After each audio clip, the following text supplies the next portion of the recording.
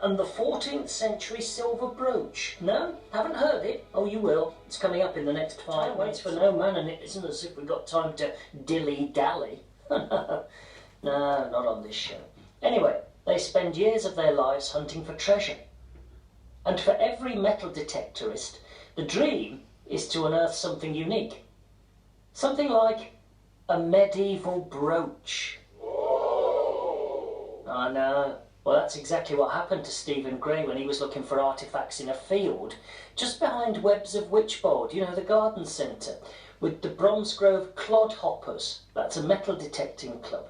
Stephen discovered a silver brooch believed to be from the 14th century on land that had already been walked over by some of his fellow members of the Clodhoppers. They'd walked straight over it. But Stephen stopped and decided to dig. Oh, lovely. Well, this brooch has since been declared as treasure, and it's gone to the Worcestershire and Warwickshire Fines Liaison Officer to be identified and recorded. I've been speaking to Stephen about his find of a lifetime. I asked him how it all came about.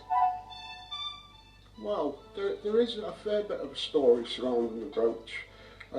I get out with a lot of metal detecting clubs local to Worcestershire. On this particular Sunday last month, I was out with the Clodhoppers Metal Detecting Club, which is, a lot of them are from Bromsgrove and the surrounding area.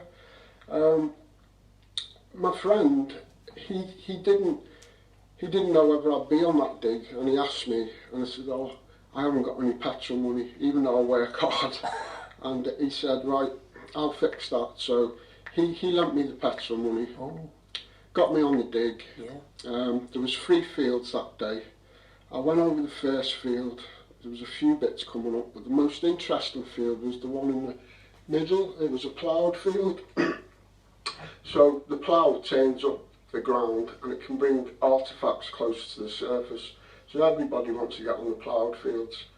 So I got on it, but there wasn't a lot coming up because it's only just been ploughed and it needs to settle. So I was going to go on to the 3rd field when I turned around and there was a hive of activity in the corner of the ploughed field. So I had to make my way back to it. It took me about an hour to get to what we call a hot spot. There was like 4 medieval hammered coins from like the 12 and 1300s just been found. I got over there, I was buzzing with my friends, Sid Perry from the Clodhoppers, etc. And I got a signal that with my normal metal detecting brain, I wouldn't have dug. The signal was telling me it was a nail. It was giving me an iron signal. But because it was all pumped up and I knew it was a productive area, I just went into auto mode and dug it. It's a medieval annular brooch from the 14th century, silver, like a full silver band with a beautiful yellow black enamel type pattern. It just popped up and about 10 of my friends were just gobsmacked. How does that make you feel as a metal detectorist? What's the feeling when you actually find something like that? Something like that gently emerges from the soil and then you start to realise that it's special. We all have our different takes on it. Some people are specialists. I've gone out with people who've dug Saxon hoards and will be able to buy a new house soon off the back of it. Me, I just go out to have fun, entertain people, and I feel like a rock star when I'm on that special hotspot. Yeah. I feel like Axl Rose or something. Yeah. And I just know that something could come up, and if it's not me who finds it, that'll be one of my best friends. How long have you been at it then, Stephen? Well, as your listeners will probably guess, I'm not from the Bromsgrove area. I'm from Birkenhead in Merseyside. Yeah. And about 30 years ago, my mum bought me a metal detector. I fell in love in the local park digging shillings.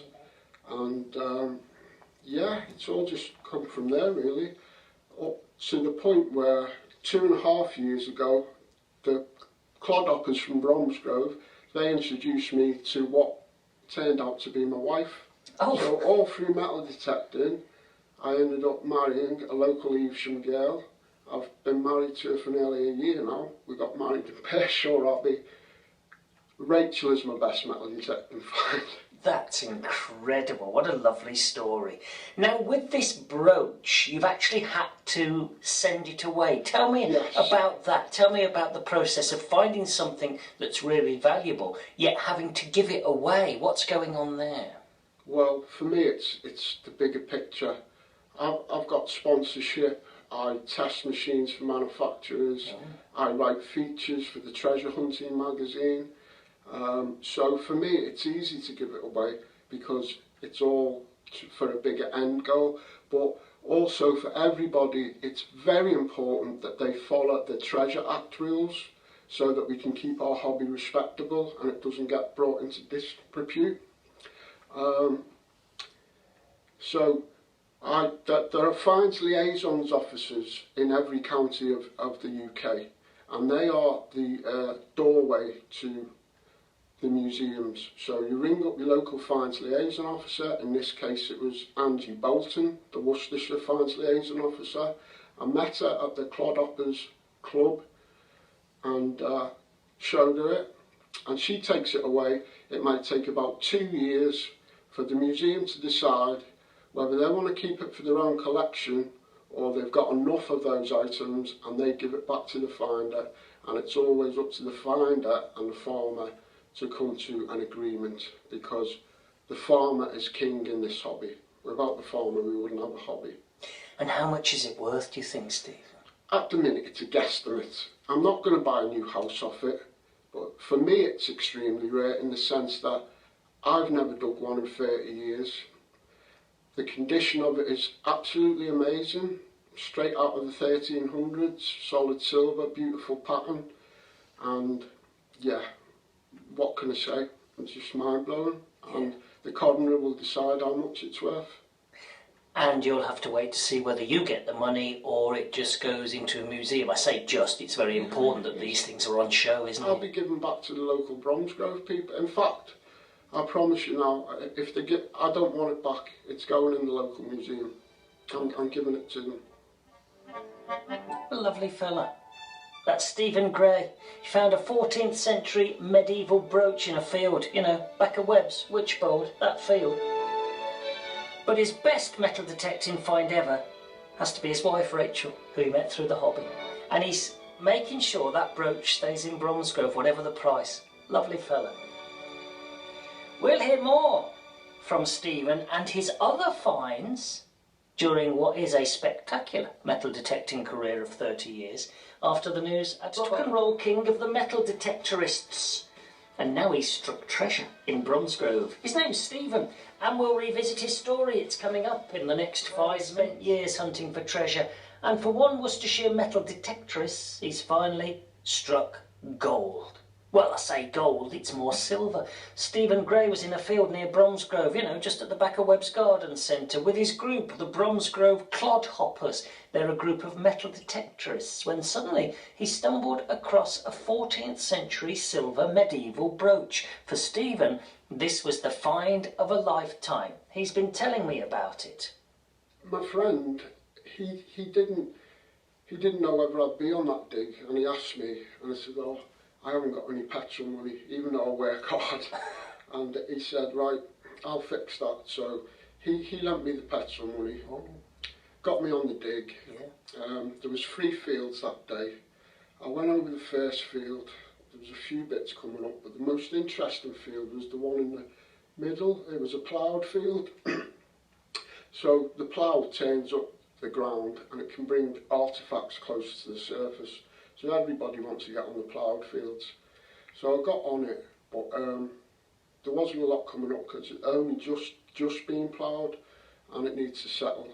So I was going to go on to the 3rd field when I turned around and there was a hive of activity in the corner of the ploughed field. So I had to make my way back to it. It took me about an hour to get to what we call a hot spot.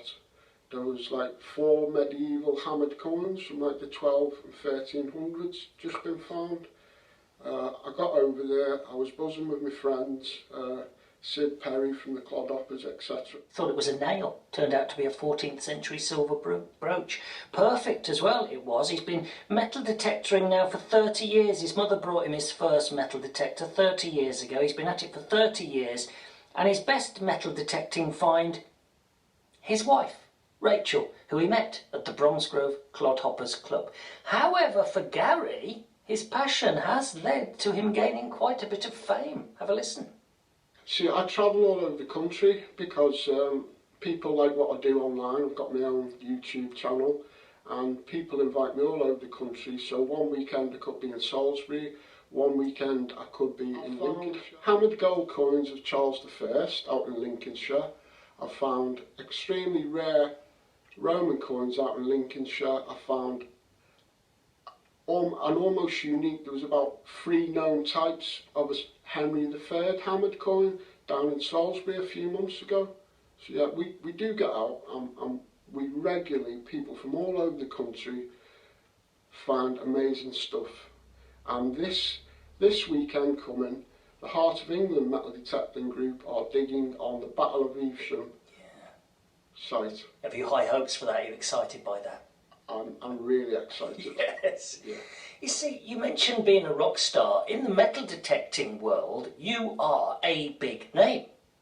Well, I do have sponsorship and I have had paid trips to Holland. I've got a big following in Holland and Australia.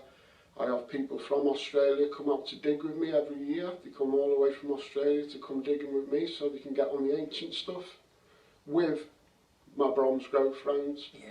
They've all adopted my Australian friends. We've just got a really good... One big family. Yeah, One it's big a family. Yeah.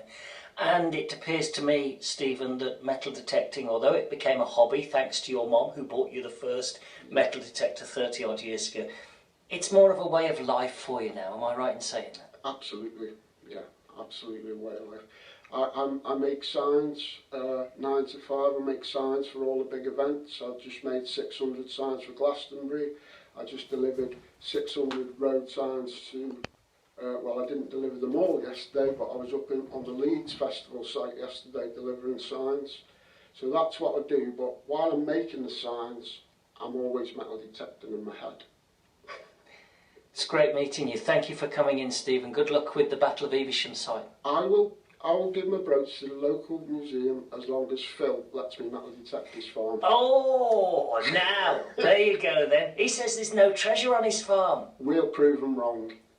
Oh, I say, Phil. Yeah. That sounds to me like a challenge. It does, doesn't it? You know Stephen Gray's the rock and roll star of metal detecting. Yeah. Goes out with the Bromsgrove Clodhoppers. He's at the Battle of Evesham site this weekend. He makes signs by trade, but he's always metal detecting in his head. Yeah. He wants to come and metal detect your field. Well, if he thinks he can find something, then good luck to him. What? But we'll have him. He doesn't... No, Posh? Yes. You ever been metal detecting? No. Oh, come on, No. everyone has. Didn't you No. have one as a kid? Everyone had a metal detector as a kid. They chucked They it away after about... hadn't invented them when I Oh, was no, growing no, up. of course they not, just had no. sticks. Yeah, they had sticks. Canes. You used to do that, water Divine. divining, you used to do. That's it. Yeah. And anyway, you reckon there's no treasure on your field, right? No, we've had a few people have a go at metal detecting, and none of them have found anything significant apart from a few coins. Right. So, I'll be surprised. He won't. Stephen is No. absolutely... What you met him. Yeah? He's absolutely 100% sure that he can find treasure on your field. Yeah. And if you let him metal detect your field, he will make sure that his brooch stays in Bromsgrove at the museum, and he don't want a penny for it. That's kind, isn't it? That is very kind, and I'm forced into taking him up his offer, aren't I? Because Yeah. we can't let that brooch go out of Bromsgrove. I'll add a rider to it if you don't mind.